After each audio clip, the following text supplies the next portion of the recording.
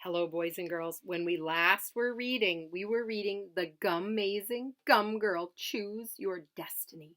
We are on Chapter 7, Busted. Late again, Ms. Gomez asked Miss Smoot the instant Gabby walked into the classroom. Gabby had let time get away from her. I can explain, Gabby stammered. She had to think fast. What could she say that wouldn't give away her secret? I stopped to help someone and lost track of time? Really, Miss Smoot did not budge. Who and why was that more important than getting to my class on time? Gabby just stood there silent. I'm sorry, Gabriella, but you were warned. It's after school detention for you. Miss Smoot shook her head, disappointed. And if it happens again, I'll have to speak to your mother. Now take your seat. Gabby couldn't let that happen, or else she would be in serious trouble. Ha ha, busted! Enough, Natalie Gooch, Miss Smoot shot to Gabby's defense.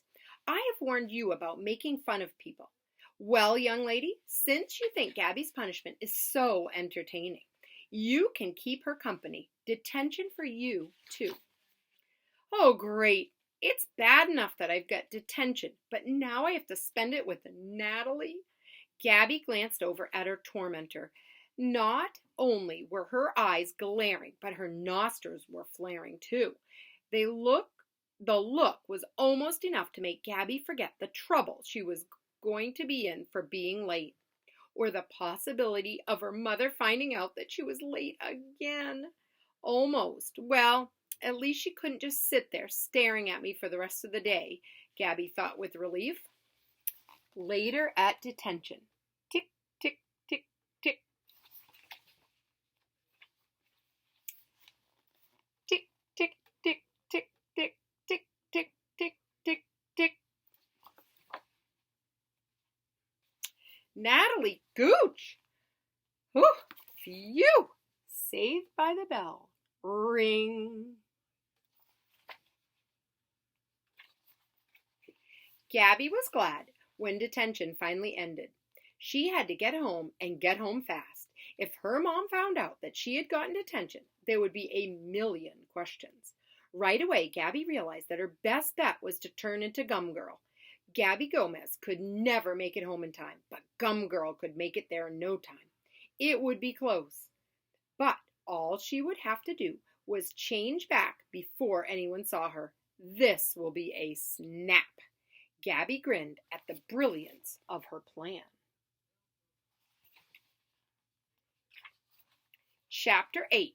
Oh, snap. Gabby hadn't even made it close to home when her perfect plan hit a huge snag. Oh, snap, cried Gum Girl. That plane is in trouble. Forgetting everything else, she sprang into action. There was no time to waste. Something had to be done, and quick. I gotta do something. Huh? Think fast, Gabby. If I can just stick the wing back together. Flight 808 to tower. We are losing altitude. I repeat, we are losing altitude. Captain. Gum Girl pulled with all her might. Arr!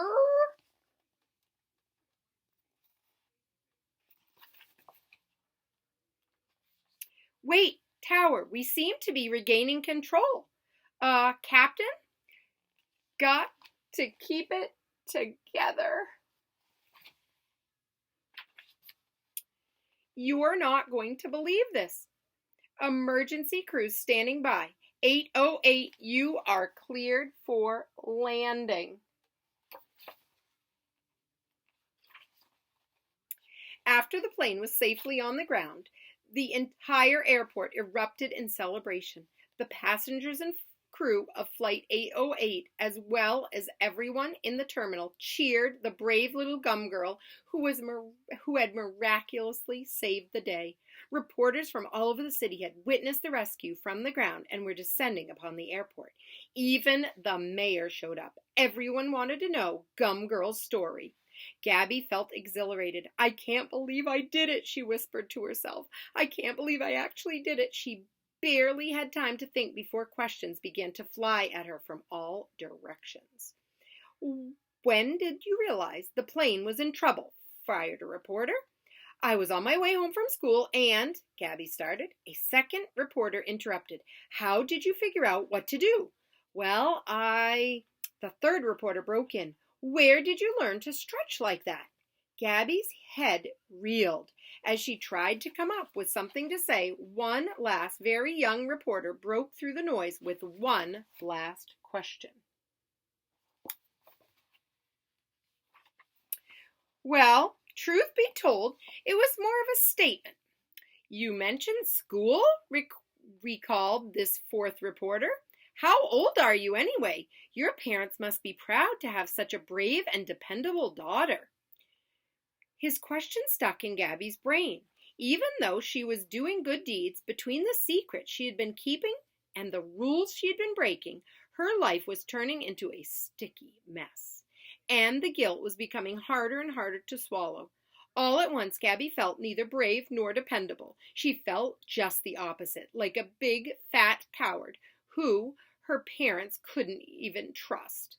"Oh," Gum Girl stammered, "I think I have to get back, to my secret hideout. Yeah, that's right, my secret hideout." And before anyone could ask another question, Gum Girl stretched her arm toward home. "Oh man," she thought, "I should really feel great after saving all those people, but I just feel," Gabby struggled for the word, "awful." Her mom and dad would be so proud of what she had done. She knew they'd be. But I can't even share it with them because I haven't been telling the truth. That settles it. Gabby finally said to herself, "I have to admit what I did. I have to tell the truth. I just have to." Meanwhile,